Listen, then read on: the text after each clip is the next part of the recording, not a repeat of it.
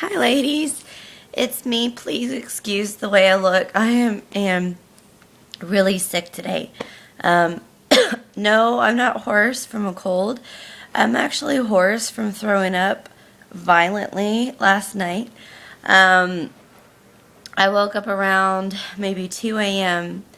and hold on, let me make sure it's still recording. Okay, please excuse my zit face, and I don't have any makeup on. I just woke up. Well, kind of. I didn't really sleep. I woke up around 2 a.m. and I just felt, I don't know what it was. I was kind of panicking a little bit because a couple of weeks ago I was home with the dogs and our alarm started going off, and I thought it was a smoke detector. And I looked at it, and it was the carbon monoxide alarm, and it was flashing like "get out of the house" type thing. And I was like, oh my god.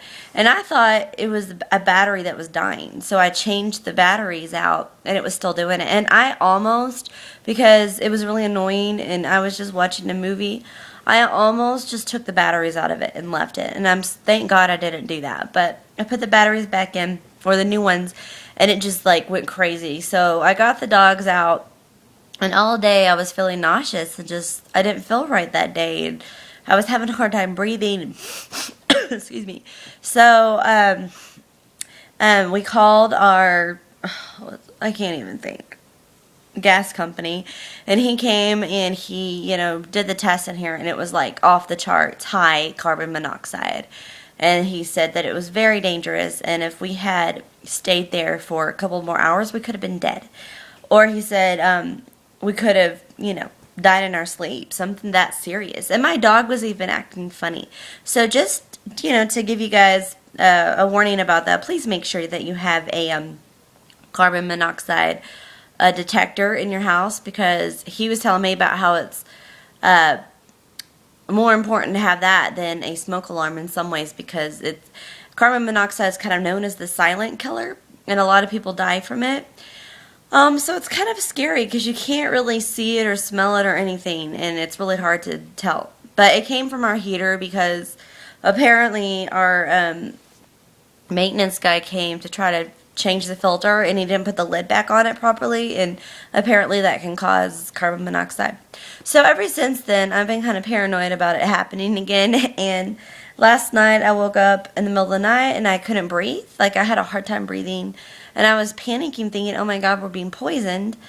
And my husband and I brought the alarm in our room, but it didn't go off, and it was perfectly, it had fresh batteries and everything. So we ended up opening the windows, and I just felt like the air just wasn't clean or something. And then around 2, I woke up, and I was just extremely nauseous. I mean, it was just awful. And I've had this a couple months ago where it was like constantly vomiting, and I never get sick like that. So I don't know. I think it was because I got it, some kind of, I don't know, virus from my preschool students, like the stomach bug. But I mean, it was just like, so I woke up at 2, and I pretty much spent from 2 to 6 a.m. in the bathroom. I mean, just like, would throw up, I'd feel better for a little bit, sit there, I would try to go back to bed, then it would get worse. And then finally I just learned just to stay in the bathroom because it's going to keep coming. So anyway, all night long, literally, I just kept vomiting and vomiting, and finally I had nothing left to vomit, and it was just awful. And then I was finally able to go to bed at around 6, and I slept for maybe a couple of hours, and I woke up feeling the same way and started vomiting again. And just now I'm starting to feel a little bit better. If I stay still and not move around, then I'm fine. But if I start moving, then I start to feel sick again. So anyway, y'all just pray for me. I can't really keep anything down. I've tried to eat my crackers. My mom brought me a huge Sprite, so I've been doing that. But it's just not fun. I hate vomiting, and it's the reason why my throat is so hoarse is because and instead of my, I know this is really gross, but instead of my vomit being watery, it's like real chunky. And I know it's really gross, please don't gag, but it like gets stuck on my throat and it won't come out, and I feel like it's almost scratching my throat. So I think that's why my throat's kind of hoarse. So anyway, I'm sure that you guys just loved that lovely detail of my sickness. Okay, so I wanted to give a TTC update. long story because I've already used up so much in this video. In fact, I don't know. I'm just going to go ahead and say it. Anyway, so I went in to see my OBGYN the other day, and she was just very encouraging, and I told her about my cycles. I told her about my positive OPKs, charting, how I always get, a temperature shift, all of that. And she was very encouraging, and she said, she's pretty sure that I ovulate. She said, because I have the cervical mucus, the temperature, change, and positive OPKs every time, every cycle, that she is pretty much 100% positive that I ovulate.